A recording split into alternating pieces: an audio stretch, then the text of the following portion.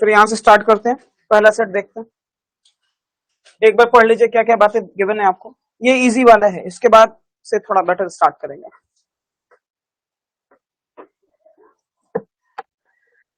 Out of the two bar graphs provided below, one shows the amount in lakhs invested by a company in purchasing the raw materials over the years। तो पहला वाला जो है वो raw materials के लिए है, और जो दूसरा वाला है and the other shows the values of the finished goods sold by the company over the year। तो रॉ मटेरियल ये लग रहा है और जो फिनिश्ड गुड्स है उसकी वैल्यू क्या है, तो ऑब्वियसली फिनिश्ड गुड्स की वैल्यू ज्यादा ही मिलेगी आपको, इनकेस अगर वहां प्रॉफिट हो रहा है, लॉस तो होता नहीं है, तो फिनिश्ड गुड्स की वैल्यू ज्यादा ही मिलेगी आपको। ठीक है, अभी क्योंकि सारी वैल्यूज लिखी है इसलिए ज्यादा ग्राफ में दिमाग नहीं लगाना आपको। तो क्वेश्चन की तरफ बढ़ते हैं। पहला क्वेश्चन पढ़िएगा, द मैक्स, और अब शीट अभी नहीं दे रहा हूं क्योंकि हम लोग को ऑन स्क्रीन ही सॉल्व करने की प्रैक्टिस करनी है ना, क्योंकि आपका पेपर ऑफलाइन नहीं होता है, ऑनलाइन होता है। तो कोशिश करना आप लोग घर पे भी, जैसे अभी बार ग्राफ की 2-3 क्लासेस होंगी आपके, इसके बाद आपको कोशिश करना है कि जो बार ग्राफ के जो टॉपिक टेस्ट हैं वो आप लोग घर पे स्टार्ट कर दो, जैसे 2-3 क्लास यहाँ हो जाएगी उसके बाद से। ठीक है, चलो।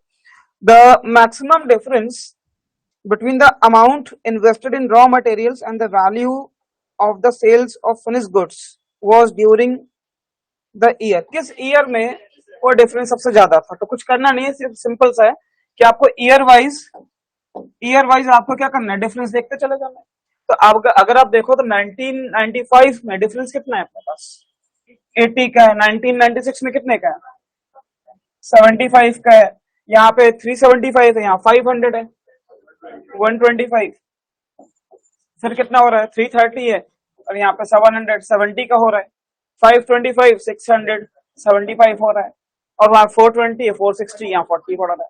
हालांकि मैंने तो सबके लिए वैल्यू लिख दी, लेकिन अगर जो लोग थोड़ा सा दिमाग लगाएंगे वो कहेंगे कि यहाँ 4 ही वैल्यूज हैं, इन्हीं ईयर्स को देखा जाए, सबको क्यों देखा जाए, है ना। तो अकॉर्डिंगली आप आंसर कर लीजिएगा। आपको सबसे मैक्सिमम डिफरेंस कहाँ दिख रहा है, 1997 में। सिंपल क्वेश्चन, ठीक है, आगे बढ़ते हैं। The values of the sales of finished goods in 1999। तो आगे नहीं पढ़ता मैं, पहले देखता हूं कि 1999 में वैल्यू कितनी है फिनिश गुड्स की, 600 है, इस वैल्यू की बात कर रहा है ना। Was approximately what percentage of the sum of the amount invested in raw materials in the years 1997, 1998 and 1999। कहां से चेक करना है, और यहां से चेक करना है। लास्ट क्लास में सिखाया था कि जब भी अगर कभी ऐसा बोल देगा कि व्हाट परसेंटेज ऑफ, ये टर्म आएगा, तो जिसके साथ व्हाट परसेंटेज ऑफ लगा है, लिखा हुआ है, वो वैल्यू कहां जाएगी, जिसके साथ लिखा हुआ है। अच्छा, व्हाट परसेंटेज ऑफ के बाद जो होगा वो डिनोमिनेटर में जाएगा, बट उसके पहले जो लिखा है वो न्यूमरेटर में जाएगा। तो क्या पहले लिखा हुआ है आपके पास, वैल्यू ऑफ फिनिश गुड्स। इसी वैल्यू को पूछ रहा है कि this value is what percentage of this total. Clear. तो न्यूमरेटर में आप क्या लिखिएगा, 600 लिखिएगा। डिनोमिनेटर में इनका सम कितना आ रहा है, ठीक है, 1230, और इंटू 100 करिएगा तो आंसर आ जाएगा, है ना। एक बार जरा ऑप्शंस पे नजर डालो, और साफ साफ लिखा हुआ है कि अप्रोक्सीमेटली कितना, अप्रोक्सीमेटली। एक बात बताओ सभी लोग, सोचो जरा, जैसे अगर यहाँ 600 अपॉन 1200 होता तो आपको क्या लगता है वैल्यू क्या है, 1/2। 1/2 इज व्हाट, 50%। समझ गए बात को, क्लियर है। दूसरी बात यहाँ पर ये कि अगर आप ये इसकी वैल्यू 50% आ रही है तो श्योर है 1/2। अगर मैं डिनोमिनेटर को बढ़ाऊंगा तो वैल्यू क्या होती जाएगी न्यूमरेटर बढ़ाइएगा तो वैल्यू बढ़ेगी, लेकिन अगर आप डिनोमिनेटर बढ़ाइएगा तो क्या होएगा, दिख रहा है आपको। अगर डिनोमिनेटर को बढ़ाऊंगा तो क्या होएगा, वैल्यू घटना स्टार्ट हो जाएगी। तो अगर मैं यहाँ पे 1200 की जगह 1230 देख रहा हूँ, वैल्यू थोड़ी सी बड़ी हो रही है डिनोमिनेटर, इसका मतलब ओवरऑल वैल्यू क्या होगी, डिक्रीज हो जाएगी। तो वैल्यू जो होगी 50% से थोड़ा सा कम आ रही होगी।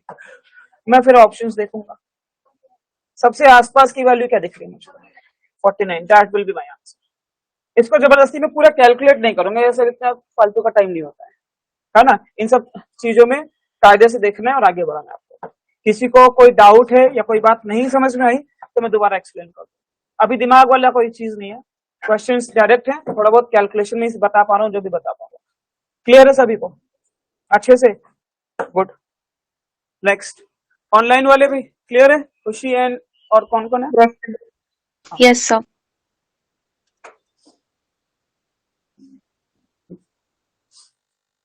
चलो next. What was the difference between the average amount invested in raw materials during the given period and the average of values of sales of finished goods during this period? मतलब ये रॉ मटेरियल्स के average की बात कर रहा है over the period जितने भी ईयर्स का डेटा है, और एवरेज की बात कर रहे हैं for the finish goods also, कि इनका जो एवरेज आएगा उन दोनों का डिफरेंस कितना है। कर सकते हैं, ट्राई करके देखो, और कोशिश करना है कि कुछ ऐसा काम किया जाए थोड़ा जल्दी हो जाए, है ना? तो थोड़ा दिमाग आप लोग लगाओ, एवरेज ही तो निकालना है, एवरेज का डिफरेंस। एवरेज कैसे निकालते थे? सम अपॉन नंबर्स। तो अगर इन केस कि अगर आपको जरूरत पड़ी कि इधर वाला रॉ मटेरियल्स का है, रॉ मटेरियल्स का एवरेज निकालना ओवर द ईयर्स, तो सबका सम करके क्या करिएगा? 1 2 3 4 5 6 6 से डिवाइड करिएगा। अगर यहाँ पे करना है तो क्या करिएगा आप? यहाँ पे भी सम डिवाइडेड बाय 6 करिएगा और डिफरेंस निकालना है आपको। एक बार निकाल करके देखो, आपको जैसे अच्छा लगे, जो नहीं जो मैं बोल रहा हूँ वो करना है। अगर कुछ एडिशनल बात स्ट्राइक करती है तो उसको आप लोग ट्राई करके देखो और बताओ आंसर क्या है।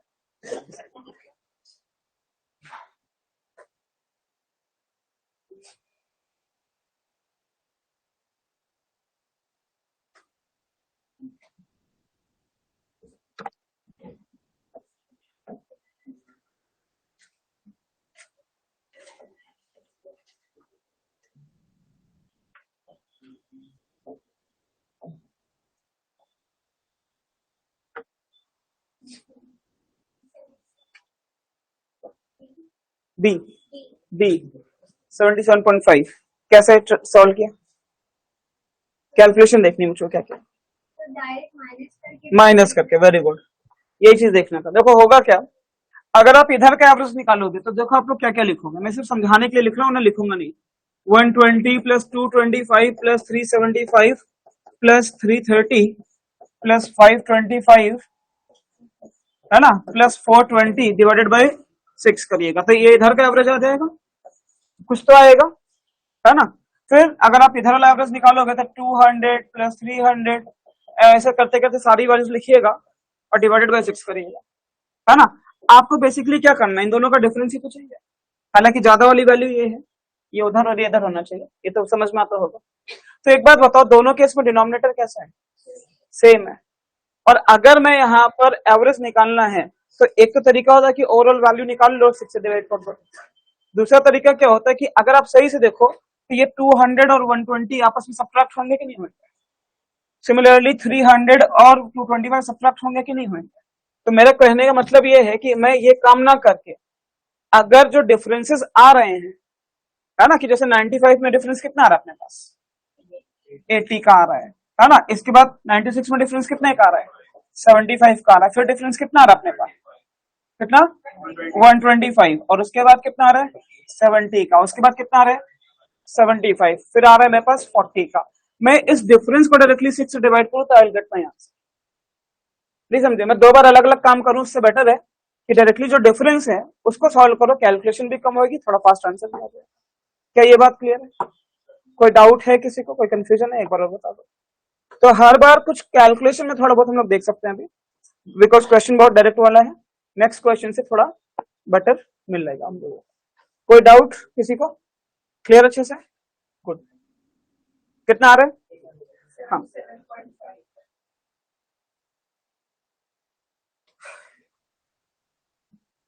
चेंज कर दूं?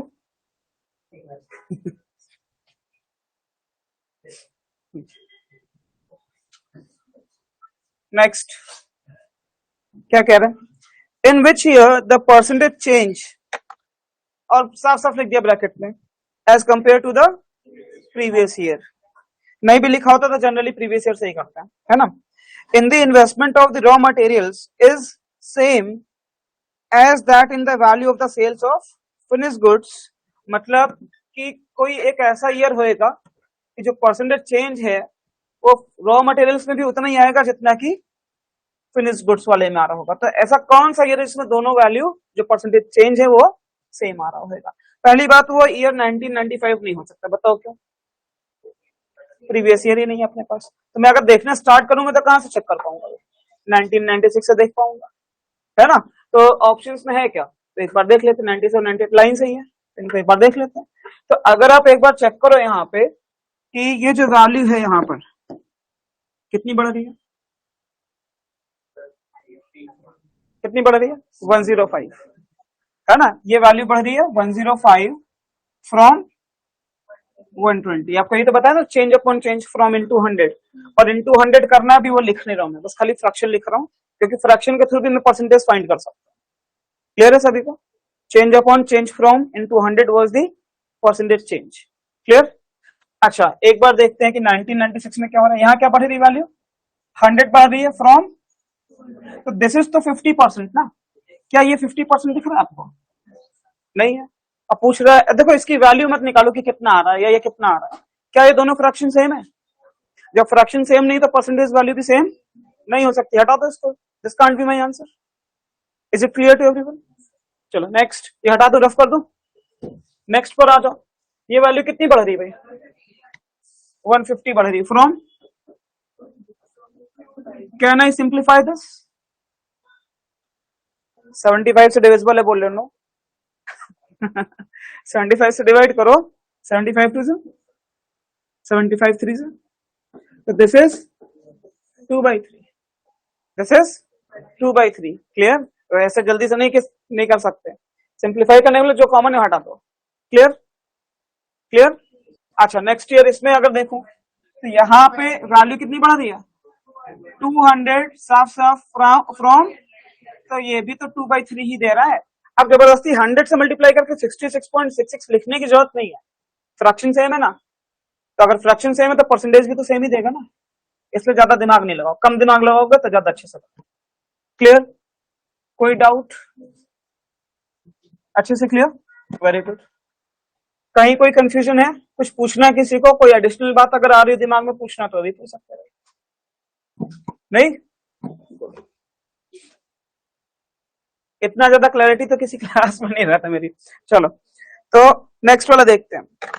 इन which year there has been maximum percentage increase in the amount invested in raw materials as compared to the previous year। Raw material का ही देखना है ना, प्रीवियस ईयर से कंपेयर करना है किस ईयर में जो है हमारे पास मैक्सिमम परसेंटेज इंक्रीज। साफ साफ इंक्रीज बोला था, डिक्रीज वाला मैं चेक ही नहीं करूंगा, है ना। तो बारी बारी देखते हैं हर एक ईयर का, या जो दिया है वही देख लेते हैं। 96 में अभी हम लोग ने सॉल्व भी किया था, है ना। यहाँ कितना आ रहा है? 105 का इंक्रीज आ रहा है फ्रॉम, तो यहाँ वाला डेटा तो ये हो गया, है ना। और इंटू 100 करेंगे तो वैल्यू आ जाएगी। इन केस अगर आप सॉल्व करना चाहते हो आप टाइम वेस्ट कर सकते हो, वो टाइम वेस्ट ही कहलाएगा, है ना। फिर 1997 में, 1997 में वैल्यू कितनी बढ़ रही भाई? 150। अगर आपको ध्यान हो 2/3 ही तो आ रहा था, 2/3 आ रहा था। और एक डेटा है 1998 का, तो इसको हमें लिखने की जरूरत नहीं है, बिकॉज ये क्या हो रहे हैं, डिक्रीज हो रहा है, हमें चाहिए इंक्रीज। फिर मैं देखूंगा 1999 वाला वैल्यू कितनी बढ़ रही भाई? 195 फ्रॉम 330। भाई देखो, ये तीन में से जो फ्रैक्शन सबसे बड़ा होएगा ऑब्वियसली उसी की परसेंटेज वैल्यू भी बड़ी होगी, बिकॉज तीनों में 100 100 100 मल्टीप्लाई करना है। सेम वैल्यू से मल्टीप्लाई करने पर रेशियो पे या उनकी वैल्यूज पे कोई फर्क नहीं पड़ने वाला है, सेम वैल्यू से डिवाइड करने पे भी फर्क नहीं पड़ता है। बात समझ रहे हैं? इसलिए मैं यहाँ पे जबरदस्ती इनका परसेंटेज वैल्यू फाइंड नहीं करने वाला, मैं सिर्फ जो फ्रैक्शंस हैं उन फ्रैक्शंस को कंपेयर करूंगा। क्या यहां तक मेरी बात सबको क्लियर है? तो अगर मैं कुछ सिंप्लीफाई कर सकता हूँ अदर वैल्यूज को भी तो मैं कर लू भाई। इसको भी डिवाइड करके देखो, 15 से डिवाइड हो रहा है, 15 से डिवाइड हो रहा है, 15 से 7 टाइम्स आएगा, यहाँ 8 टाइम्स आएगा। एक बात बताओ, सिर्फ इन दोनों को कंपेयर करो, कौन सी वैल्यू बढ़ी है? This is what, this is 66.66%। In case अगर वैल्यू पता है, this is what 87.5%। In case value पता है तो आसानी से देख लोगे। सपोज भूल गए तो आप क्या करो, क्रॉस मल्टीप्लाई करके कंपेयर कर लो।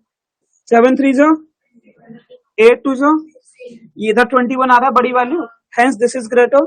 इन दोनों में ये बड़ा है, इन दोनों में ये बड़ा है, तो ये तो नहीं हो सकता मैक्सिमम। तो अब मैक्सिमम जो होगा इन दोनों में ही होगा, इन दोनों को भी जरा इसको भी सिंप्लीफाई करो। किससे डिवाइड हो रहा है? किससे डिवाइड हो रहा है? 5 से तो हो ही रहा है। 5 से तो हो ही रहा है कम से कम। कितना आ रहा है? 5 से भी हो रहा है, 3 से भी हो रहा है, 15 से डायरेक्टली डिवाइड करो। 15 से डायरेक्टली डिवाइड करो। 13/22। भाई अगर 13/22 को देखो तो ये लगभग हाफ के आसपास है वैल्यू। 22 का हाफ कितना होता है? 11। उससे थोड़ा ही ज्यादा तो है, बट ये अपने 100% से काफी दूर है। 100% का मतलब क्या होता है? 22/22। तो जो न्यूमरेटर है वो 22 से काफी पीछे है, और यहाँ का जो न्यूमरेटर है वो अपने 100% मतलब 8/8 होगा ना 100%, उससे सिर्फ एक ही पॉइंट पीछे है। इसलिए इन दोनों में ये वैल्यू बड़ी है। और अगर आपको न समझ में आए तो आप क्या करोगे? फिर से वही काम कर लो भाई। तो इधर 22 से मल्टीप्लाई करिएगा, 154, और यहाँ पे 13 × 8। ऑब्वियसली यही कि ये वैल्यू बड़ी आ रही है। तो अगर ये वैल्यू बड़ी आ रही है तो आपका आंसर क्या हो जाएगा? इरेज कर दिया मैंने। ये वैल्यू कितनी बड़ी थी? 1996 वाली वैल्यू है ना। 105/120 लिखा था। सिंप्लीफाई करोगे तो दिस विल गिव यू 7/8। साथ में चला करो भाई, है ना? क्लियर है सभी को? कोई डाउट? तो देखो अभी छोटे छोटे क्वेश्चन हैं, बट जब हम लोग डीआई के साथ साथ थोड़ा लॉजिकल डीआई की तरफ बढ़ेंगे, है ना, जिसको एलआर और डीआई में बहुत ज्यादा डिफरेंस नहीं रखता, लगभग दोनों चीजें सेम है। अभी अभी तो पूरा डेटा बेस्ड है। डीआई में भी बहुत लॉजिकल थिंकिंग हो जाएगी, तो लॉजिकल सेट आ जाएगा तो भी एलआर में ही चला जाएगा, है ना। तो कई बार ऐसा होगा, ऐसी कहानी आ जाएगी ना कि अगर आप ऐसे 20 से पूछोगे मैं बता ही नहीं पाऊंगा। इतनी बड़ी बड़ी कहानियां होंगी उसके अंदर, है ना। कोशिश करो, साथ में चलो, जहां डाउट है वहीं पूछो। ठीक है, क्लियर? तो पहला सेट तो ये हो गया। सिर्फ इसलिए था कि जो पिछले क्लास में जो बातें बताई, थोड़ा बहुत कंपैरिजन वगैरह, परसेंटेज वगैरह, वो सबको थोड़ा बहुत वापस समझ में आ जाए। ठीक है, अब आते हैं मेन मुद्दे पर। शीट तो मिली नहीं।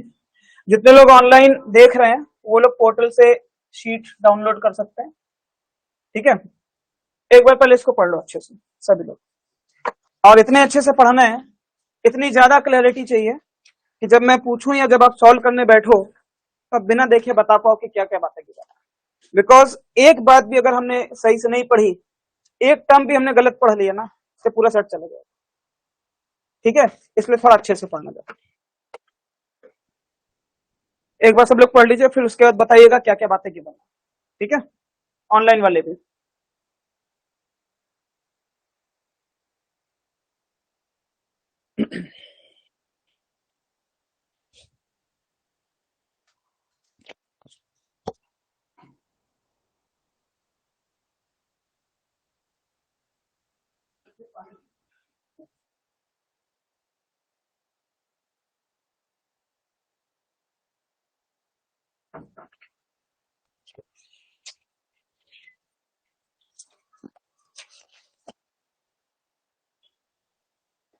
पढ़ लिया? अच्छे से पढ़िएगा।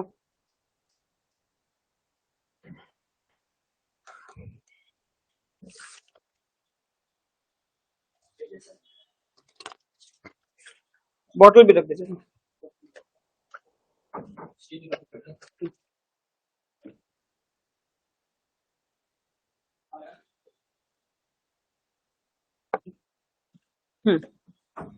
पढ़ लिया अच्छे से, उसको रटना नहीं है ना।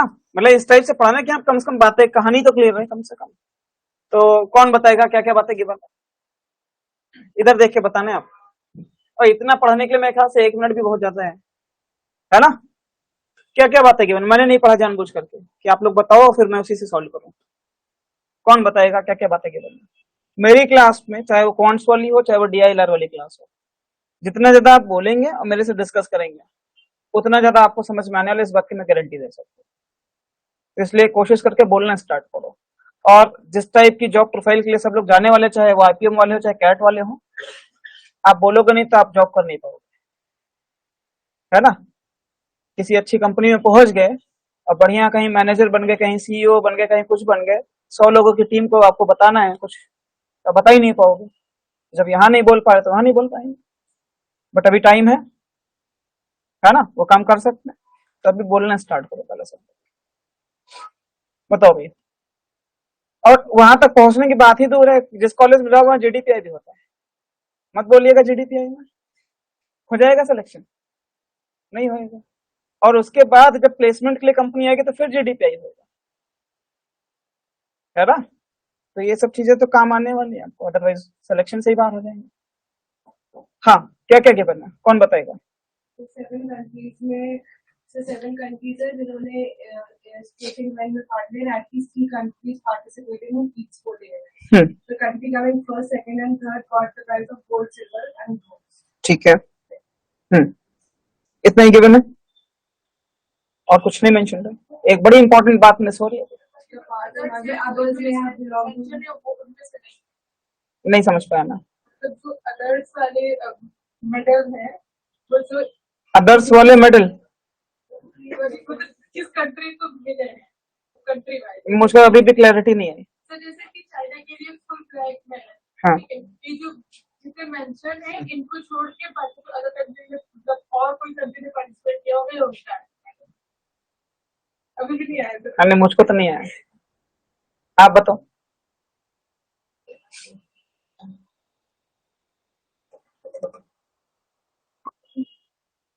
ऑनलाइन वाला कोई बताना चाहेगा, जो ये जो अदर्स वाली जो बात है, बाकी लोगों ने भी पढ़ा है, 2 लाइन का सिंपल सा है, उसका क्या मतलब है। सर एक पर्टिकुलर बात है, आपने जो कंट्री नहीं इस्तेमाल की गई, हाँ, वो अदर्स है, वो अदर्स में। Very good. जैसे पहले वाले पैराग्राफ में आपका जॉर्डन नहीं है, गुड, वो अदर्स में आ गया, वो आ सकता है कि आ गया, आ सकता है, दोनों में डिफरेंस है ना। हाँ। कोई और भी कंट्रीज आ सकती और भी कंट्रीज भी आ सकती है। टोटल देयर वर 7 कंट्रीज, पक्का। मैंने नहीं पढ़ा, आप ही लोग ने पढ़ा है, पक्का श्योर हो जाओ। 7, there are no other countries apart from these 7, ठीक। और ये ग्राफ में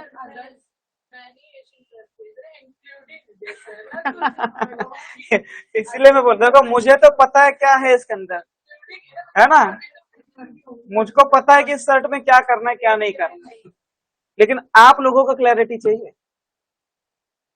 तो फिर से मैं बोलूंगा, ये वाला जो लाइन है ना, the following bar graph shows the distribution of the 3 type of the medals in this graph. इस बात को, इस लाइन को दोबारा एक बार करो, अच्छे से समझो क्या कह रहा है। हर एक बार ये वाला जो ऊपर वाला जो बना ना, देखो ये अदर्स के लिए है, ये जो डॉटेड डॉटेड ऐसे बना हुआ है, ये अदर्स वाला है। बाकी सब कुछ ना कोई कोई कंट्री का डेटा है ना। उसको पढ़ो और इसको देखो, फिर मुझे बताओ कि क्या कह रहा है अदर्स वाली बात जो है।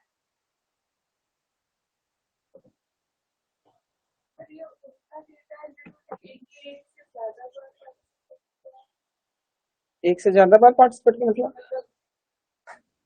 एक इवेंट में एक बार तो लकड़ी के दूसरे में हो रहा है, कहाँ लिखा है, सब बताओ कहाँ लिखा है। डेटा इंटरप्रिटेशन नाम ही इस टॉपिक का है। अरे अपना अजम्पशन ना साइड में रखते हैं अपना अजम्पशन साइड में रखते हैं। जब आप लोग ब्लड रिलेशन से पढ़िएगा, जो एनालिटिकल रीजनिंग का पार्ट है, अगर उसमें किसी का नाम है तो आप नाम के अकॉर्डिंग नहीं बोल सकते कि मेल है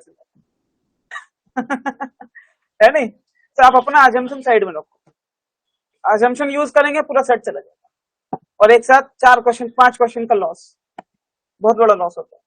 और डीएलआर वो सेक्शन है जिसमें सबसे कम मार्क्स पे सबसे ज्यादा परसेंटाइल आता है। क्वांट्स में भी ठीक ठाक चलता है, इंग्लिश में भी ठीक ठाक चलता है। डीएलआर में जो कुछ भी नहीं करता वो 40-50 परसेंटाइल ले आता है। तो अगर आप 1 साल की मेहनत के बाद 60-70 परसेंटाइल ले आओगे तो हम बड़ा अच्छा किए। आप कुछ नहीं किए, 2 क्वेश्चन सही किए जिसके 0 में 40-50 पे आ जाता है आराम से, तो वो तो चेक कर लेना लास्ट ईयर पे। सेम कंट्रीज में पार्टिसिपेट लिखा हुआ है। हाँ हाँ, अब तो वही बात को थोड़ा अच्छे से बोलो, सबको समझ में आए, मुझको भी आए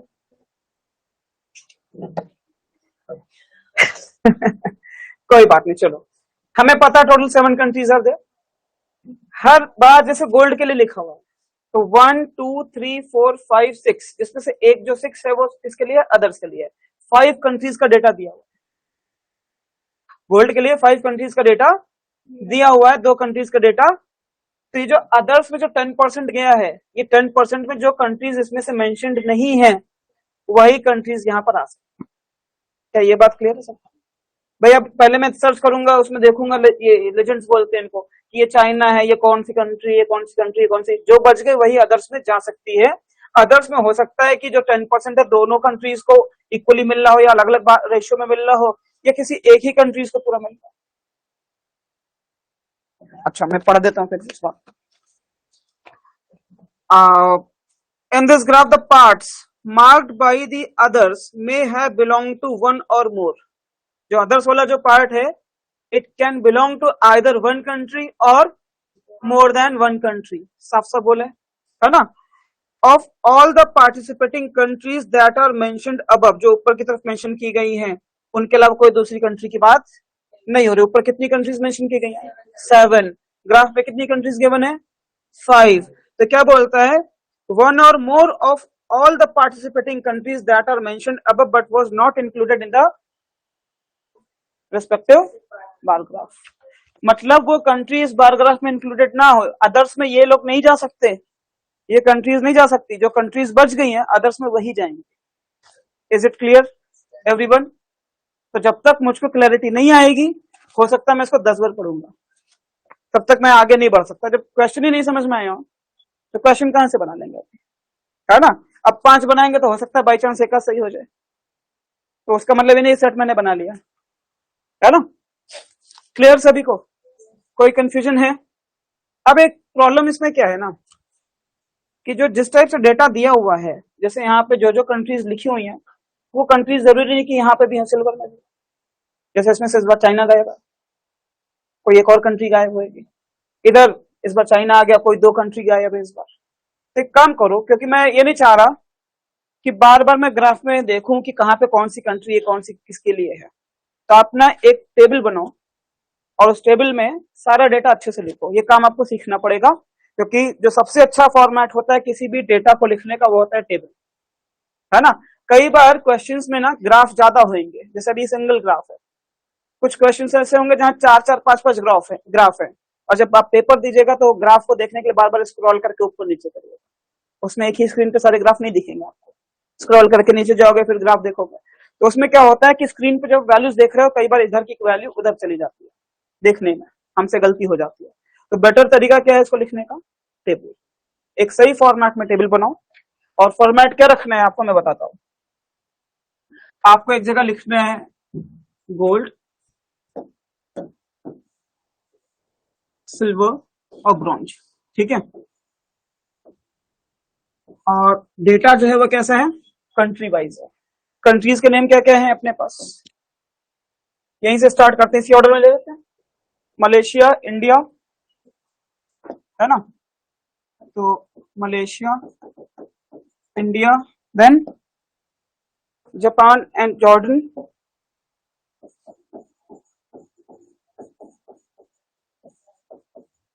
देन सिंगापुर, कजाकिस्तान और चाइना।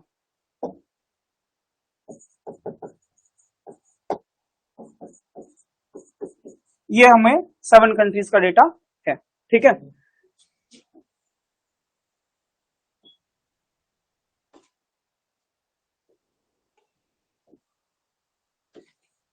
चलो अब इसमें देख करके बताओ, चाइना के लिए कितना है अपने पास गोल्ड मेडल? ये वाला जो है वो चाइना के लिए है 37.5। शीट दे देता थोड़ा आसान हो जाता, शीट अभी प्रिंट ही हो रही है, तो यहाँ पे मैंने लिख दिया 37.5%। ये 37.5% क्या है, किस चीज का परसेंटेज वाले? जितने भी गोल्ड मेडल्स हैं उसका 37.5% चाइना को गया, है ना? फिर ये दूसरा, ये जो डायगोनल लाइंस बनी हुई है इस टाइप से, तो ये किसके लिए है? ये कजाकिस्तान के लिए 10%, ठीक है? कजाकिस्तान 10%।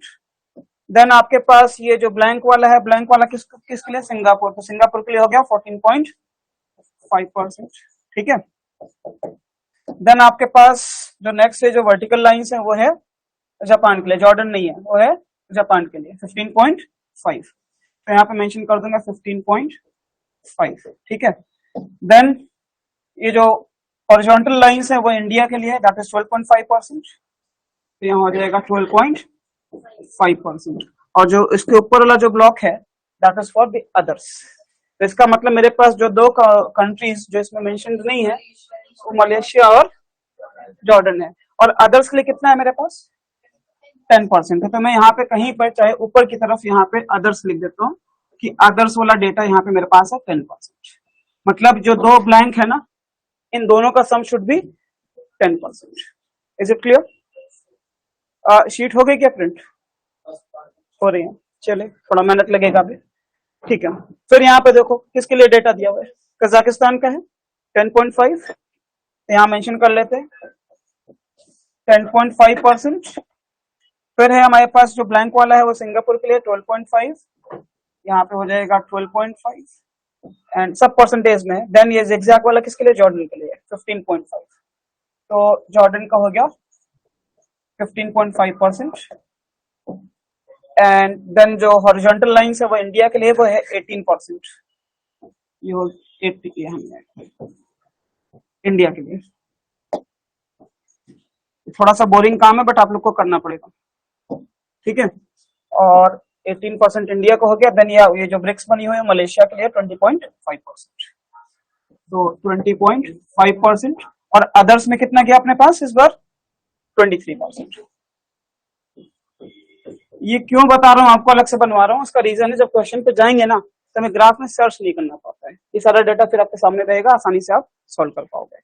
ब्रॉन्ज के लिए भी देख लेते हैं, ये चाइना के लिए 15%, चाइना 15%, देन 10% फॉर जॉर्डन। तो जॉर्डन के लिए है 10%।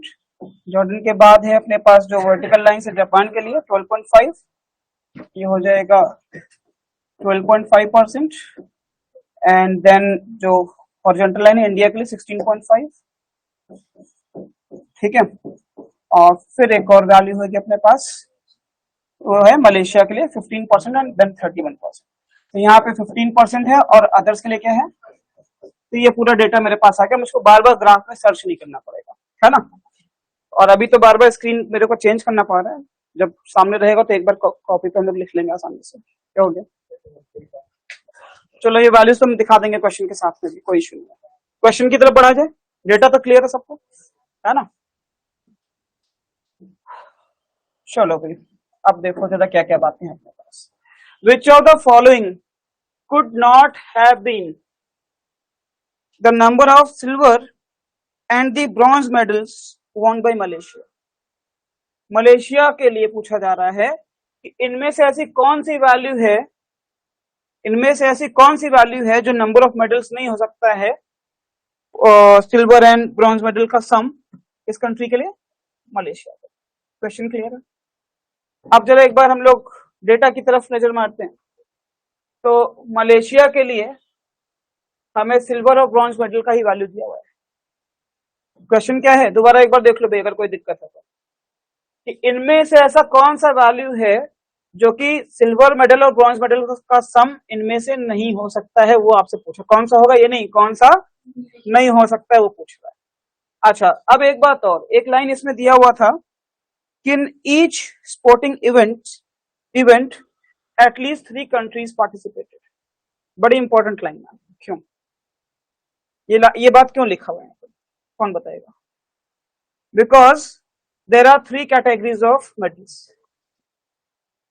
Gold, silver and bronze.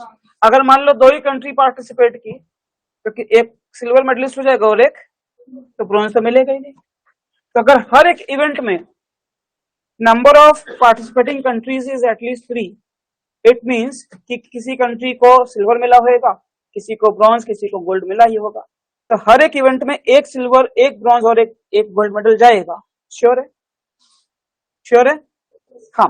तो इसका मतलब क्या हुआ कि इस पूरा इवेंट में, मतलब पूरा जो स्पोर्ट्स इवेंट हुआ है, इसमें जो नंबर ऑफ गोल्ड मेडल होएगा जितना, उतना ही नंबर ऑफ सिल्वर मेडल होएगा, उतना ही नंबर ऑफ ब्रॉन्ज मेडल होएगा। ये तीनों numbers can't be different values. Is it clear? मुझको नहीं पता कितना है, लेट अस अज्यूम कि x नंबर ऑफ मेडल्स है, यहाँ पे भी x नंबर ऑफ मेडल्स है, यहाँ पे भी x नंबर ऑफ मेडल्स है। बात किस कंट्री की हो रही है? मलेशिया। मलेशिया के लिए बोला सिल्वर और ब्रॉन्ज मेडल। तो आप खुद से सोचो कि 20.5% of what, total number of silver medal, and that is x. तो आप बोलोगे कि 20.5% ऑफ एक्स। अगर मैं मलेशिया के लिए ब्रॉन्ज मेडल की बात करूं तो आप क्या बोलोगे? 15% ऑफ एक्स। दोनों ही के लिए जो बेस वैल्यू है वो कैसी है? सेम। मतलब आप एक्स से ही तो कम पॉइंट करो दोनों को। तो कैन आई राइट कि total number of medals won bye Malaysia will be 20.5 plus 15%। कितना हो जाएगा? 35.5% of x. Can I say this? Is it clear to everyone? लेकिन अगर ये वैल्यूज अलग अलग होती तो मैं सीधा ऐड नहीं कर सकता था। इस बात को ध्यान देना। मैं क्यों ऐड कर पा रहा हूं? बिकॉज दोनों केस में जो बेस वैल्यू है जहां से सॉल्व करना है वो वैल्यू सेम है। क्लियर? 35.5%। ओके, क्या कह रहे हैं? तो 35.5% ऑफ एक्स। ठीक है, एक बात बताओ भैया, एक्स क्या है? फिर से बताओ मुझे। नंबर ऑफ मेडल्स है ना? तो क्या नंबर ऑफ मेडल्स कभी पॉइंट्स में हो सकता है? तो नंबर ऑफ मेडल्स क्या होना चाहिए? होल नंबर होना चाहिए। होल नंबर बोलोगे तो जीरो भी आ जाएगा, हालांकि यहाँ पे जीरो केस नहीं। It should be a natural number, है ना? मतलब एक इंटीजर वैल्यू होनी चाहिए, पॉइंट में नहीं होना चाहिए। ऑब्वियसली पॉजिटिव वैल्यू भी होगी बिकॉज नंबर्स है ना, मेडल। तो यहाँ पे आपको क्या करना है कि अगर आपको जैसे मान लो कुछ ना समझ में आए तब आप एक काम करो कि ये जैसा बोल रहा है यहाँ पे कि 142, तो आप एक काम करो, लिख लो 35.5% ऑफ x इज 142 और आप सॉल्व करके देखो कि क्या x एक इंटीजर वैल्यू आ रही है। इन केस की अगर इंटीजर नहीं आ रहा, नॉन इंटीजर वैल्यू आ रही, पॉइंट्स में आ रहा है, तो this can't be your number of medals won bye Malaysia. मेरी बात समझ में आ रही है? क्लियर है सभी को? यस और नो? क्लियर है अच्छे से? ऑनलाइन वाले भाई, आशिया, आयुषी एंड खुशी, क्लियर है? तो एक बार इसको सॉल्व करके बताओ x की वैल्यू क्या आ रही है यहाँ से। हालांकि 400 आ रहा है, एग्जैक्ट वैल्यू आ रही है ना, कोई पॉइंट वगैरह में तो नहीं आ रहा है। मतलब this number is a possible value, है ना? और एक बार जरा सी और डी को भी देखो। बी इसका आंसर है शायद, बट सी और डी को भी आप लोग सॉल्व करके देखो जरा एक बार। सी को अगर लेके चलते कि 35.5% ऑफ x इज 213, है ना? कितना आता देखो चलो। तो x की वैल्यू पॉइंट में आ रही है, पॉइंट में आ रही है। इसको सॉल्व करके x की वैल्यू पॉइंट में आ रही है क्या, मैं ये पूछ रहा हूँ। 600 आ रहा है, पॉइंट में नहीं आ रहा है ना, मतलब कि x की वैल्यू ये भी पॉसिबल है, सॉल्व करिएगा तो ये भी पॉसिबल है। जो पॉसिबल नहीं है वो है 164। आप अगर यहाँ पे इक्वल टू 164 रख करके सॉल्व करो तो x की वैल्यू पॉइंट में आ जाएगी। आप चाहो तो चेक कर लो। तो आप क्या लिखोगे कि x इक्वल्स टू 164 अपॉन 35.5 इन 200, कुछ ऐसा लिखिएगा। कुछ सिंप्लीफाई करो, नहीं कटेगा पिटेगा, थोड़ा टाइम तक कटेगा पिटेगा, फिर नहीं कटेगा तो पॉइंट में आने लग जाएगा। और जैसे पॉइंट में आया तब बोलोगे कि ये तो नंबर ऑफ मेडल्स हो ही नहीं सकता, बिकॉज नंबर ऑफ मेडल्स जो आएगा वो क्या होएगा, पॉइंट में नहीं हो सकता, वो हमेशा एक इंटीजर वैल्यू आएगी। 3 वैल्यूज देंगी इंटीजर वैल्यू, एक नहीं देगी, जो नहीं देगी वही मेरा आंसर हो जाएगा। समझ के बात? क्लियर है? ये तो वो तरीका है जब आपको कुछ नहीं आता है, आप मैन्युअली इसको चेक करो। अगर आपको थोड़ा बहुत आता है तो आप क्या करोगे कि भाई 35.5% लगा लिखा हुआ है, ये 0.5% है ना, 0.5% को या 0.5 को मैं किससे मल्टीप्लाई कर दूं कि वो इंटीजर बन जाए? 2 से। 2 से। समझ गए बात को? तो किसी भी वैल्यू का 35.5% एक इंटीजर वैल्यू हो, है ना, उसके लिए आपको क्या करना पड़ेगा, इस वैल्यू को पहले 2 से मल्टीप्लाई करो। तो क्या हो जाएगा, वैल्यू क्या बन जाएगी, 71। 71 मतलब जो नंबर ऑफ मेडल्स आएगा x, है ना, that should be divisible by 71। That should be divisible by 71। अगर आप चेक करोगे तो ये जो लिखा हुआ है वैल्यूज 142 इज व्हाट, 71 into 2 है। ये वाली वैल्यू जो है वो 71 into 3 है। ये जो वैल्यू है 71 into, अगर आप इस बात को समझ पाइएगा तो ये यही बोल रहा है कि ऑल द वैल्यूज जो पॉसिबल हैं will be a multiple of 71. Since 164 is not a multiple of 71, it can't be my answer. Is it clear? अगर आप नोटिस करो, जो पिछला सेट कराया है और ये जो सेट कराया है, क्वेश्चन देखने में बहुत डिफरेंट नहीं है. जो डिफरेंस है थोड़ा बहुत सिर्फ लैंग्वेज का है और डेटा देने का तरीका. अब क्वेश्चन का लेवल बिल्कुल अचानक से यहाँ से यहाँ जाता है. फिर भी मैं बोलूंगा बहुत टफ क्वेश्चन नहीं है, मॉडरेट लेवल का. क्लियर है सभी को? तो आपको जितना ज्यादा दिमाग लगाना अभी से लगाना स्टार्ट करो. कितने डिफरेंट वेज में देख सकते हो क्वेश्चंस को. जितना ज्यादा आप अलग अलग वेज में देखोगे उतना ज्यादा आपको शॉर्टकट्स फिर दिखना स्टार्ट हो जाएंगे. बिकॉज क्वेश्चंस में डायरेक्टली शॉर्टकट्स नहीं दिखेंगे आपको, है ना. तो किसी को कोई डाउट है कि 42 ये 71 वाली बात कैसे आई, तो मैं एक बार और बता दूं आपको, फिर से बता देता हूँ. पहले जो कराया उसके पहले वो क्लियर, ठीक है. तो भाई देखो, जैसे अगर 35.5% है ना. अगर आप यहाँ पर देखो, इस बात को सही से समझो, आप क्या लिखोगे इसको. 35.5% डिवाइडेड बाय 100 इंटू एक्स. कोई वैल्यू आएगी यहाँ पे, नंबर ऑफ मेटल्स, तभी तो आएगा. तो अगर आप सही से देखो तो एक्स इज व्हाट, 100 अपॉन, है ना. ये पॉइंट हटा दो तो यहाँ पे क्या हो जाएगा, एक जीरो बढ़ जाएगा, है ना. अगर आप इसको सिंप्लीफाई करोगे, अगर आप इसको सिंप्लीफाई करो, देखो किसी वैल्यू से डिवाइड हो रहा है क्या, ये 5 से हो रहा है. 5 से अगर आप डिवाइड करोगे ऊपर क्या हो जाएगा 200, नीचे की तरफ क्या हो जाएगा 71 हो जाएगा. तो यहाँ पे इसके साथ कोई एक और वैल्यू आएगी ना भाई. आप क्या लिखोगे यहाँ पे, ये जो नंबर ऑफ मेटल्स, सपोज अगर वो y है, यहाँ पे y आता ना, तो भाई y में तो 200 मल्टीप्लाई हो रहा है, बट डिनोमिनेटर में क्या आ रहा है. तो मतलब जो नंबर ऑफ मेटल्स होना चाहिए वो क्या होना चाहिए, 71 से डिविजिबल होना चाहिए. Because this value is not divisible by 71, this can't be the my answer. अभी क्लियर है? कोई डाउट है? अच्छे से क्लियर है सभी का? गुड. चलो नेक्स्ट क्वेश्चन की तरफ बढ़ा जाए. ऑनलाइन वाले सभी को क्लियर है भाई? सर थोड़ा सा Yes, sir. कंफ्यूजन हुआ है. किसको कुछ डाउट है दोबारा बताइए, समझ में नहीं आया. सर ये लास्ट वाले स्टेप में थोड़ा सा कंफ्यूजन हुआ. देखो ये जो मैंने बताया अभी आपको ना, ये आपको ये बताया कि भाई जो number of medals won by China है वो कोई तो वैल्यू होगी, let's say that value is why. कि अगर वो वैल्यू वाई है तो आप यही तो बोलोगे कि 35.5% ऑफ एक्स इज वाई. तो आप एक्स इक्वल्स टू क्या लिखोगे, या तो एक्स इक्वल्स टू क्या हो जाएगा आपका वाई अपॉन 35.5%. तो परसेंटेज हटाने के लिए ऊपर 100 आ जाएगा यहाँ पर, और जब इसको सिंप्लीफाई करोगे तो ये डेटा आएगा, और यहाँ पे क्या आ जाएगा 200, यहाँ आ जाएगा 71. तो अगर डिनोमिनेटर में 71 आ रहा है और आपको फाइनली इसको पूरा सॉल्व करके एक इंटीजर वैल्यू चाहिए, तो कहीं ना कहीं से 71 ऊपर आना चाहिए ना, ताकि 71 और 71 डिवाइड हो जाए आपस में, वैल्यू कट जाए. तो 200 में तो नहीं है 71, वो 71 फिर कहां से आएगा, वाई में होना चाहिए ना. नहीं समझे बात को?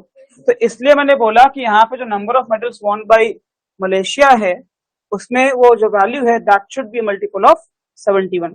जब तक उसमें 71 नहीं आएगा, 71 हटेगा कैसे, सोचो जरा, है ना.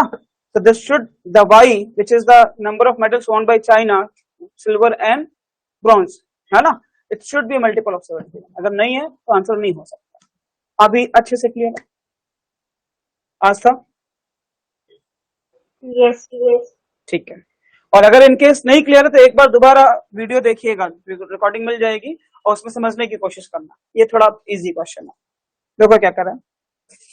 what was the ratio of the number of gold medals won by Singapore? Number of gold medals won bye Singapore कितना है 14.5. तो पहले डेटा लिख लो, सिंगापुर के लिए कितना है 14.5% ऑफ एक्स, है ना. फिर क्या बोलते हैं, to the number of silver medals won by Jordan. Number of silver medals won by 15.5. लिखने से थोड़ा आसान हो जाता है. 15.5% ऑफ एक्स, है ना. इसका क्या पूछ रहा है आपसे, रेशियो पूछ रहा है. निकाल सकते हैं क्या? आप क्या लिखोगे, रेशियो लिखना तो एज ए फ्रैक्शन ही तो लिखोगे उसको, है ना. तो आप क्या करोगे, सिंगापुर टू जॉर्डन, तो पहले सिंगापुर वाली वैल्यू कहां लिखिएगा, न्यूमरेटर में. आप लिखिएगा 14.5 परसेंट ऑफ एक्स, ये हो गया सिंगापुर की वैल्यू, और जॉर्डन के लिए क्या लिखिएगा आप 15.5% of x, x x cut जाएगा, ऑफ कट जाएगा, परसेंटेज परसेंटेज कट जाएगा, ये सबको पता होगा। सिंपली जो दोनों वैल्यूज उसका रेशियो पता करना। कुछ लोग क्या करते हैं, इसको सिंप्लीफाई करने लगते हैं। अगर मुझे जैसे 14.5 है और 15.5 है, सिंप्लीफाई करने से बेटर है कि ये 0.5 हटाना ही तो है, दोनों को 2 से मल्टीप्लाई कर दो, ये क्या बन जाएगा 29, ये क्या बन जाएगा, this will be your answer. Clear? Otherwise आप इसमें फिर डिवाइड करोगे, घूम फिर करके पहुंचोगे वहीं पे। क्लियर है? ये थोड़ा इजी क्वेश्चन था, बस इसमें ये था कि हमें वैल्यूज तुरंत तुरंत चाहिए थी। क्लियर है सभी को, ऑनलाइन वाले? Yes sir. गुड। और अगर ये बात यहां ना लिखी हुई होती कि in each sporting event at least 3 countries participated, ये आंसर नहीं आ सकता था। ये आंसर क्यों आ पा रहा है? क्योंकि जो गोल्ड मेडल्स हैं टोटल वो एक्स, जो नंबर ऑफ सिल्वर मेडल्स है वो भी एक्स है, ये 14.5% ऑफ एक्स है, ये 15.5% ऑफ एक्स है। सोचो यहाँ एक्स होता, यहाँ वाई होता तो मैं काट पाता, एक्स वाई बचा रह जाता, और जब तक एक्स वाई की वैल्यू नहीं आती मैं आंसर नहीं कर पाता। समझ गया बात को? तो वो छोटा सा स्टेटमेंट है बड़ा यूजफुल, उसकी वजह से ही तीनों जो नंबर ऑफ मेडल्स हैं उनको मैं इक्वल लेकर के चलूं। Is it clear? अच्छे से क्लियर लग नहीं रहा है? हाँ थोड़ा सा और बेटर क्वेश्चन आया एक, और मैं चाहूंगा इस पे आप 2-4 मिनट 5 मिनट दो, 1 मिनट से ज्यादा का नहीं है, बट अभी शुरुआत है ना, इसलिए 2-4 मिनट चलेगा। The total number of medals won by India, total number of medals won by India, 1 minute से कम। तो अगर मैं इंडिया की बात करूं, इंडिया ने कितने मेडल्स जीते हैं भाई? और ये भी है, कितना आ गया? एग्जैक्ट 47, ठीक है 47। चलो तो इंडिया के लिए मैं लिख देता हूं कि 47% ऑफ एक्स, ये होगी बात। तो क्वेश्चन क्या है आपका? The number of medals won by India was at least, at least का क्या मतलब है? मिनिमम, कम से कम, है ना। Was at least what percentage of, ये टर्म आता है तो समझ जाइएगा कि क्या करना है। Is what percentage of the total number of medals won by China. तो आपको चाइना के लिए भी टोटल नंबर ऑफ मेडल्स चाहिए। तो चाइना के लिए अगर आप देखो तो अभी तक क्या क्या है आपके पास? 52.5 है, बट यहाँ का आपको नहीं पता बिकॉज ये अदर्स में चला जाएगा। अदर्स में कुछ तो मिल सकता है, इसको मिल सकता है कि नहीं मिल सकता, मुझको नहीं पता ना, ये डेटा नहीं दिया हुआ यहाँ। इसका मतलब ये नहीं कि मैं सिर्फ गोल्ड और ब्रॉन्ज लेके चलूंगा, सिल्वर छोड़ ही दूंगा, गलत हो जाएगा। समझ गया बात को? तो मैं क्या करने वाला हूं यहाँ पे 52.5 प्लस एक्स, 52.5% ऑफ एक्स। अच्छा उसको फिर कुछ और लिख लेते हैं, इसको ए कर लो, हाँ तो plus A%, clear clear, A% of x, वही बात है, मतलब डायरेक्टली लिखना चाहिए था 52.5 प्लस एक्स। समझ गए बात को? अब ये क्या बोल रहा है? The number of medals won by India is at least what percentage of number of medals won by China. तो जो इंडिया का जो परसेंटेज वैल्यू है जब चाइना से कंपेयर किया जाए then it should be minimum. And why it will be minimum, इस पे थोड़ा दिमाग लगाओ फिर मैं बताता हूं। समझ गए बात को? समझ गए बात को? भाई देखो मिनिमम बोलना है मतलब कम से कम क्या हो सकता है, मतलब कोई एक डेफिनेट वैल्यू नहीं है आपके पास कि भाई वैल्यू ढेर सारी हो सकती है, उसमें से सबसे कम वैल्यू जो आएगी वो आंसर पूछा जा रहा है। समझ गए बात को? इट मीन्स कि जो सिल्वर वाला है वहां कुछ तो वैल्यू जाएगी, है ना, उस बात को समझना है आपको। तो आप एक बात बताओ, ये जो स्टेटमेंट लिखा है ये परसेंटेज को सॉल्व करने के लिए आप कैसे लिखते हैं? आंसर पे भूल जाओ, अगर मुझको दोनों वैल्यूज पता चल जाती तो मैं आंसर वो परसेंटेज लाने के लिए लिखता कैसे, ये बताओ।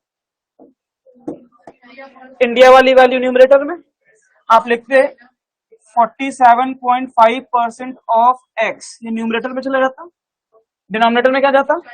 चाइना वाली वैल्यू। ठीक है, इतनी बात तो समझ में आ रही है। तो चाइना वाली वैल्यू क्या है 52.5 प्लस एक्स, एक्स नहीं है ए परसेंट ऑफ एक्स, ये सब तो कट जाएगा ना, इसकी जरूरत नहीं है। ये बात समझ में आती है। और इंटू 100 करोगे तो आपका परसेंटेज वैल्यू आ जाएगी, ये बात समझ में आती है। एंड यहां से जो परसेंटेज वैल्यू आने वाली है उस वैल्यू को करना है मिनिमाइज। तो कैन यू सी कि मेरे पास एक फ्रैक्शन है और इस फ्रैक्शन को मैं मिनिमाइज करूंगा, then I will get the minimum percentage value of the required question. नहीं समझे भाई? देखो परसेंटेज वैल्यू किस पे डिपेंड करेगी, ए नहीं पता है ना, जिसकी वजह से ही मेरा आंसर कम ज्यादा हो सकता है। अगर ये पता होता तब तो एग्जैक्ट आंसर आता ना कि हाँ यही आने वाला है, तब मिनिमम मैक्सिमम नहीं बनता, तब होता कि आंसर यही है। जब वेरिएबल वैल्यूज वहां पर हैं तभी मिनिमम मैक्सिमम बन सकता है। आपको पता है कि कोई भी फ्रैक्शन कब मिनिमम होगा, ये कब मिनिमम होगा भाई? जब डिनोमिनेटर मैक्सिमम होएगा। मतलब मैं यहाँ पे जो सबसे बड़ी पॉसिबल वैल्यू है वो लिख पाऊं। मैं चाइना के लिए मैक्सिमम वैल्यू क्या लिख सकता हूँ, देखो जरा एक बार सब लोग। चाइना ने यहाँ पे 37.5 जीता है, ये एग्जैक्ट है, इसमें कोई दूसरी वैल्यू नहीं आ सकती। यहाँ 15% है, वो एग्जैक्ट है, कोई दूसरी वैल्यू नहीं आ सकती। बट चाइना कितना सिल्वर मेडल जीत सकता है ज्यादा से ज्यादा? 100%। इन सबको मैं 0 कर दूं। चाइना जो कंट्रीज यहाँ मिसिंग हैं उनका डेटा कहाँ है? अदर्स में। भूलना नहीं था ना, इस बात को ध्यान में रखना है। जिनका भी डेटा मिसिंग है उनका डेटा कहाँ है? अदर्स में। एंड द अदर्स में है बिलोंग टू आइदर 1 और 2, आइदर में और 2, आइदर 1 और 2, है ना। तो मैं कोशिश ये करूंगा क्योंकि मुझे मैक्सिमाइज कराना है, इससे बड़ी वैल्यू ना मिले, तो मैं कोशिश करूंगा कि सारी की सारी वैल्यू। तो क्या मैं चाइना के लिए सिल्वर मेडल्स को 23 से ज्यादा बना सकता हूं? क्या मैं ए की वैल्यू जो यहाँ रखी थी, क्या ए को 23 से बड़ा रख सकता हूँ? नहीं रख सकता हूँ। तो यहाँ पे maximum possible value for a is what? 23। Is it clear everyone? Any doubt? पक्का? ऑनलाइन वाले भाई, आज था आयुषी एंड खुशी। Yes, sir. Ayushi, Yes, sir. खुशी, और जबरदस्ती वाला हाँ मत करना भाई, आपको 4 बार में समझना है, मैं 4 बार बता दूंगा, बट क्योंकि अभी शुरुआत है ना, तो अगर हमें शुरुआत में नहीं समझ में आया ना, धीरे धीरे वो जो आंखों पे पर्दा होता है ना, इतना बड़ा हो जाएगा ना, आंखों पर नहीं अक्ल पे बोलेंगे, है ना, दिमाग पे, वो इतना बड़ा हो जाएगा, मैं बोलता रहूंगा कुछ भी आपको समझ में नहीं है ना। अभी सीख सकते हैं जितना सीख सकते हैं, ठीक। तो मैं ए के लिए मैक्सिमम क्या रख सकता हूँ? 23। तो आप यहाँ पे 23 रख लो और एक बार सॉल्व करके देखो कि भाई यहाँ पे पॉसिबल वैल्यू क्या आ रही है। आप 47.5 डिवाइडेड बाय कितना हो गया? 75.5 into 100, then you will get your final answer. 62 point है ऑप्शंस में, एग्जैक्ट आंसर आ रहा है, then this will be your answer. In case of any doubt मैं दोबारा हेल्प कर दूं आपके लिए।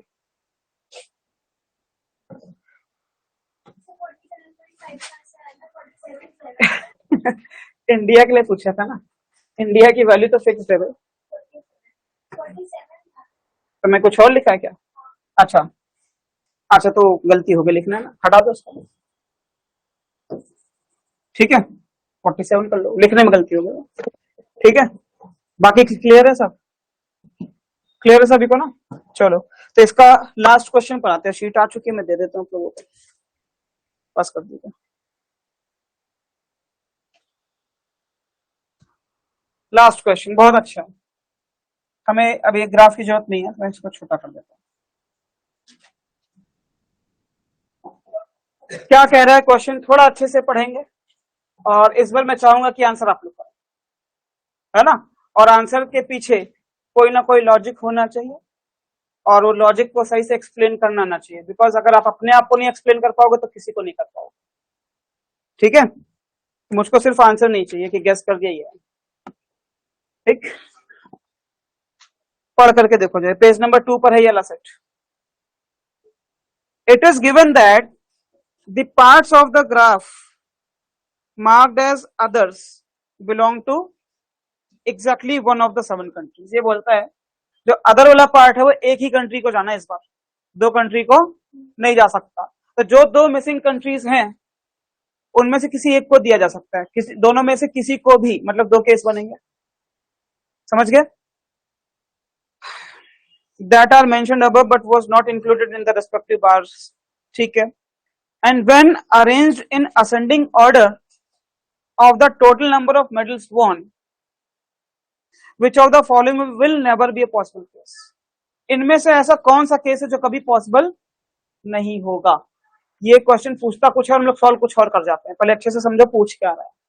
विच of the following case will never B, इनमें से कोई ऐसा केस है जो कभी बन ही नहीं सकता। इसका मतलब इसमें से तीन केस बन सकते हैं। तो आप पहले ये पता करो कौन कौन से केस बन सकते हैं। अगर वो पता चल जाएगा तो ऑटोमेटिकली पता चल जाएगा कौन सा केस नहीं बन पाएगा।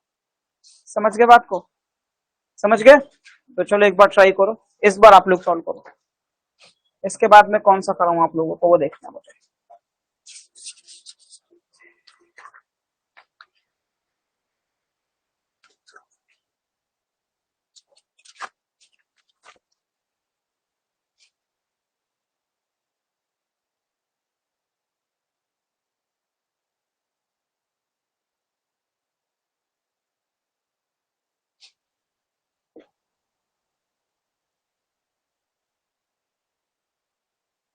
आई होप सबने टेबल बना करके वैल्यूज लिखी थी जो मैंने बनाई थी, ये वाली, ये सबने बनाया ना? तो फिर आपको थोड़ा आसान हो जाएगा सॉल्व करना।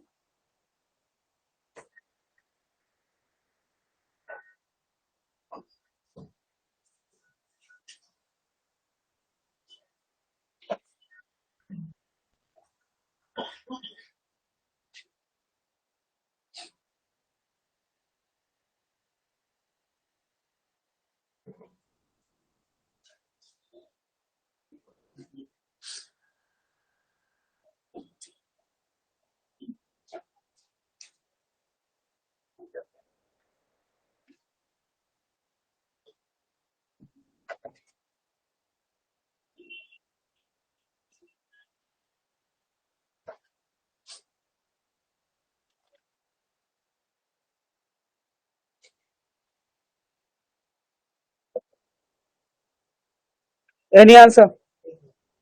तो समझ में आ रहा है?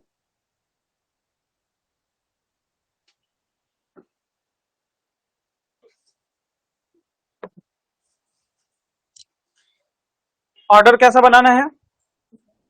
Ascending order. इस बात का ध्यान रखिएगा, जो पहले कंट्री लिखी है उसका नंबर ऑफ मेडल्स कम होने चाहिए, उसके बाद वाले का और ज्यादा होना चाहिए, और सबसे बाद वाले का सबसे ज्यादा होना चाहिए।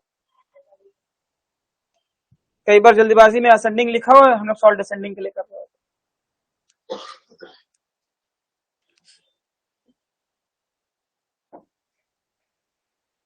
समझ में आ रही बात? आ रही है नाम है ना आपका? समझ में आ रही बात? क्वेश्चन क्लियर है? ईशान, क्वेश्चन क्लियर है?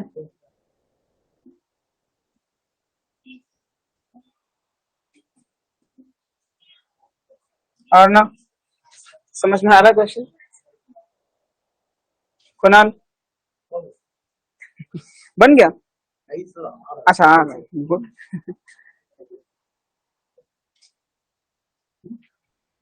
डी वाला पॉसिबल नहीं है, बाकी सब है। तो जरा आप ही से पूछते हैं फिर अच्छे से, है ना? तीन पॉसिबल है, कोई एक तो पूछूंगा कि कैसे पॉसिबल, ठीक? या चलो आप डायरेक्टली अगर बता पाओ कि डी वाला क्यों नहीं पॉसिबल है, अगर आपके according D is the answer, तो डी क्यों नहीं पॉसिबल है? जापान सबसे पहले लिखा है, अगर जापान नहीं है तो फिर हमें 23 लेना पड़ेगा। जापान के लिए वैल्यू क्या है अभी तक? मैं जबरदस्ती इसको यहाँ पे सिल्वर मेडल क्यों दूं? अगर सिल्वर मेडल दूंगा तो ज्यादा हो जाएगा।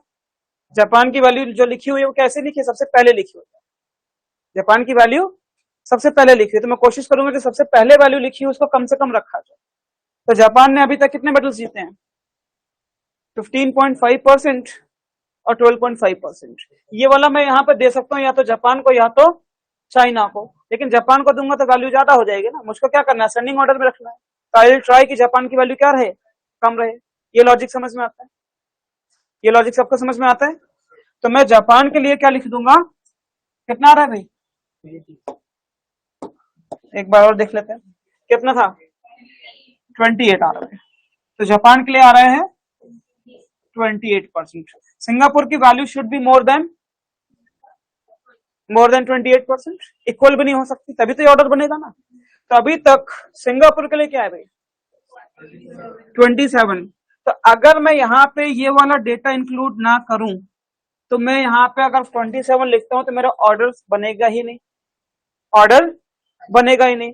और इन केस सिंगापुर की वैल्यू को मुझे 28 से ज्यादा रखना है तो मुझे ये ब्रॉन्ज मेडल जितने भी हैं वो सिंगापुर को देने पड़ जाएंगे। और यहाँ कितने ब्रॉन्ज मेडल्स हैं, तो ये 31% ऑफ टोटल मेडल्स जो है वो सिंगापुर को ब्रॉन्ज मेडल्स में मुझे देना पड़ेगा, सो दैट कि I can make that order, otherwise नहीं बन पा रहा था। तो अभी तक सिंगापुर के पास कितना हो गया 27 प्लस 31 58 है ना, तो मेरे पास यहां बन गया 58%। For Jordan now the value should be more than 58%। Clear. तो जॉर्डन के लिए क्या डेटा है भाई, अभी तक कितना है, अभी तक 25.5 है। यहां पे मैं ज्यादा से ज्यादा कितना दे सकता हूं, तो अगर 10% भी दे दूंगा तो कितना बनेगा 40 भी नहीं बन रहा। मुझको चाहिए कितना था 58 से ज्यादा चाहिए था, यहाँ पे वैल्यू मैं ला ही नहीं पा रहा हूँ जिससे ज्यादा है, इसलिए ये जो केस है वो पॉसिबल ही नहीं है। बाकी सब कहीं ना कहीं से पॉसिबल हो जाएंगे, मैं बताऊंगा कैसे हैं। ये तो डायरेक्टली आंसर की बात होगी ना, लेकिन अगर मैं सॉल्व करता और डायरेक्टली डी पे तो नहीं आ पाता, ए बी सी से ऐसे चलता। तो मैं कोशिश करूंगा कि बाकी केसेस भी आपको दिखाऊं जो कैसे पॉसिबल हैं, ताकि हमको ज्यादा समझ में आए। अभी हमारा मोटिव ये नहीं कि आंसर कर दिया आगे बढ़ गया, अभी मेन मोटिव क्या है, सीखना है ना, कैसे कैसे वो चीजें वर्क कर रही है। No doubt D is the case, यही लॉजिक यूज किया था, लग नहीं रहा लेकिन गलती से सही हुआ है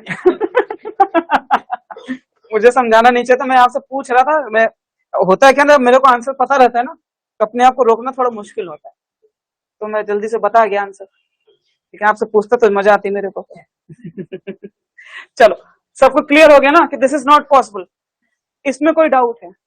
एंड अदर्स आर पॉसिबल, वो मैं सिखाऊंगा कैसे, ठीक है। ऑनलाइन वाले भाई सबको क्लियर है बात, Yes, sir. Yes, sir. ठीक है, Yes, sir. गुड। यहाँ पे थोड़ा एक्टिव रहा करो, मतलब ऐसा बोलो कि लगे कि हाँ समझ में आया। हाँ चलो, तो अब देखते हैं कि हमें पहला वाला देखें, है ना, जॉर्डन के लिए देखते हैं, हम फर्स्ट ऑप्शन के लिए देख रहे हैं। तो जॉर्डन के लिए अभी तक कितना आ रहा है भाई 25.5, ये वाला डेटा हटा देते हैं सारा, ये वाला डेटा हटा देते हैं। तो अभी तक कितना है 25.5, और जबरदस्ती मैं इसको ज्यादा नहीं दूंगा अभी, अब क्योंकि जॉर्डन की वैल्यू पहले तो कोशिश क्या करूंगा उसकी वैल्यू कम रहे, तो मैं 25.5 कर देता हूँ। तो जॉर्डन के लिए हो गया 25.5, ठीक है। नाउ नेक्स्ट इज जापान, तो जापान की value should be greater than this. तो जापान के लिए अभी तक क्या है, अगर है तो जबरदस्ती उसमें ऐड मत करना, कुछ और ज्यादा आ रहा है ना, ऐड करोगे तो और ज्यादा हो जाएगा, तो ऑर्डर पे फर्क तो नहीं पड़ेगा।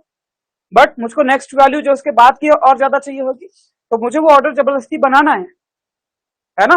तो मैं कोशिश करूंगा जापान के लिए कुछ ऐड ना करूं, बिकॉज सीधे सीधे 28 दे रहा है which is greater than this value. Next is what, Kazakhstan. Kazakhstan के लिए क्या है भाई, अभी तक 20.5 है, उससे कम आ रहा है पिछली वैल्यू से, तो मैं जैसे यहाँ 31 अगर इसको दे दूंगा तो ये क्या हो जाएगी वैल्यू, मतलब कितनी आ रही है उससे मतलब नहीं, 31 रखते ये वैल्यू से ज्यादा हो जाएगी, दिख रहा है, बात खत्म।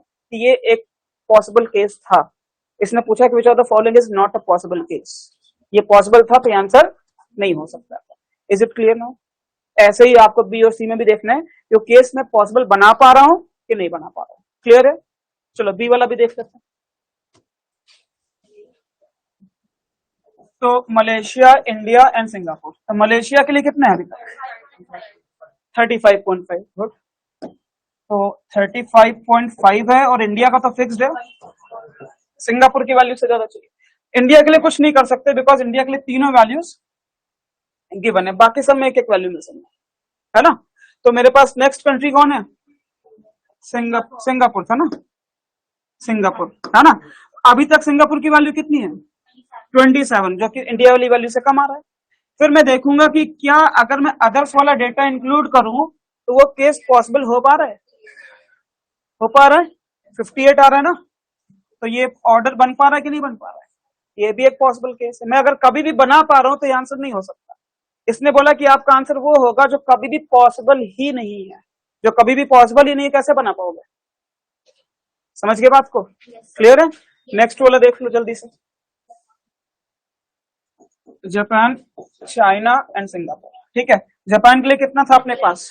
मिनिमम 28, चाइना के लिए मिनिमम 52.5, 52।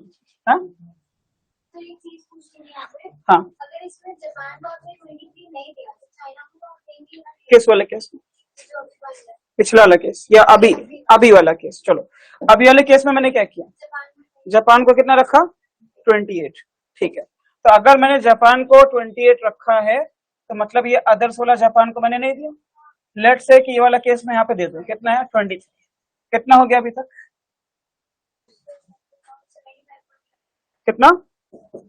75.5। चलो यहाँ 75.5 रख देते हैं, आते हैं आपकी बात पे भी। अब आ जाओ सिंगापुर के लिए। सिंगापुर की वैल्यू कितनी है? हाँ ठीक है, तो यहाँ पे अभी तक 27 आ रहा है, और अगर आप यहाँ 31 रखोगे तो कितना हो जाएगा?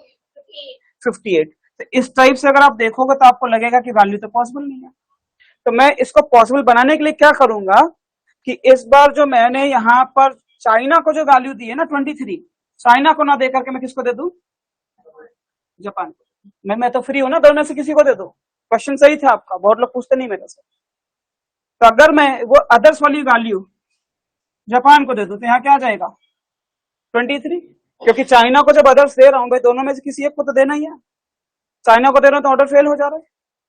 एक बार इस टाइप से बना करके देखो ऑर्डर फेल हो रहा है क्या? अगर मैं इसको दे दूं, यहाँ पे कितना आ रहा है सम? 51 आ रहा है ना। तो अगर यहाँ पर इसको मैंने 51 दे दिया तो चाइना का तो 52.5 था ही ना, चाइना का 37.5 प्लस 15 52.5 था ही है। ऑर्डर बन पा रहे हैं। मुझे किसी भी तरीके से वो पॉसिबल बनाना है। अगर मैं बना पा रहा हूं then it can't be my answer. Is it clear now? Clear now. The next is Singapore. 58 बना पा रहे थे, तो क्या ये ऑर्डर बन पाया या नहीं बन पाया? क्वेश्चन बहुत वैलिड था, और अगर कोई इतना अगर ध्यान देगा ना तो क्वेश्चन जल्दी गलत नहीं होंगे फिर।